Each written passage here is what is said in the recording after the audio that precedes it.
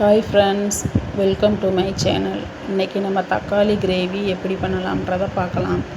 Stove on பண்ணிக்கலாம். கடாய் வச்சு 1 table spoon oil, கொஞ்சமாக கடுகுளுந்த பருப்பு கருவேப்பிலை சேர்த்துக்கலாம். கடுகுளுந்த பருப்பு பொரிஞ்ச உடனே பொடியாக கட் பண்ணி வச்சுருக்க சின்ன வெங்காயத்தை சேர்த்துக்கலாம்.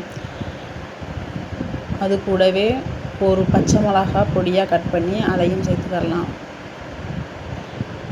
ரெண்டையும் நல்லா வதக்கிக்கலாம்.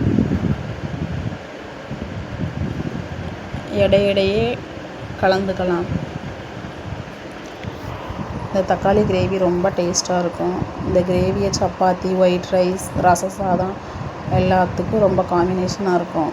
நீங்களும் ட்ரை பண்ணி பாருங்கள்.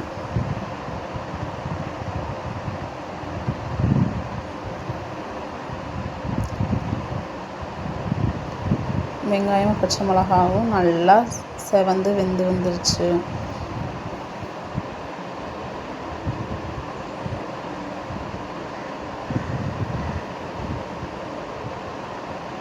இந்த ஸ்டேஜில் நம்ம கட் பண்ணி வச்சுருக்க தக்காளியை சேர்த்துக்கலாம்.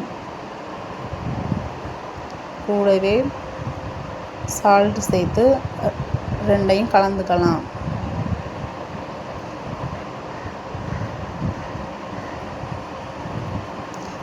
தக்காளி நல்லா மசிஞ்சு வர அளவுக்கு வெந்துக்கிடணும்.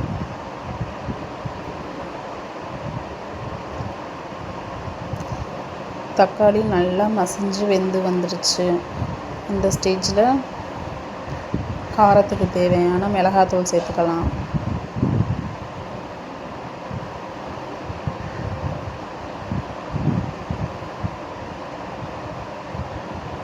இந்த அளவு நல்லா வதங்கி வரணும் ஃப்ரெண்ட்ஸ்.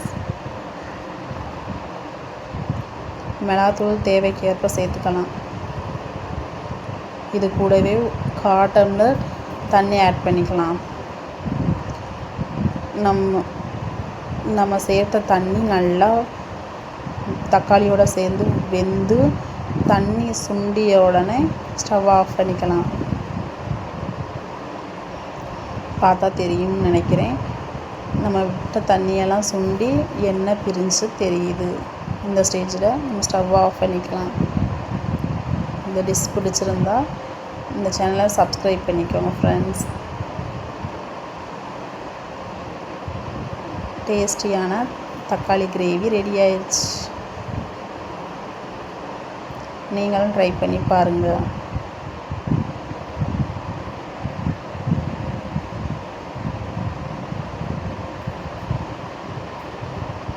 சூடான தக்காளி கிரேவி ரெடி.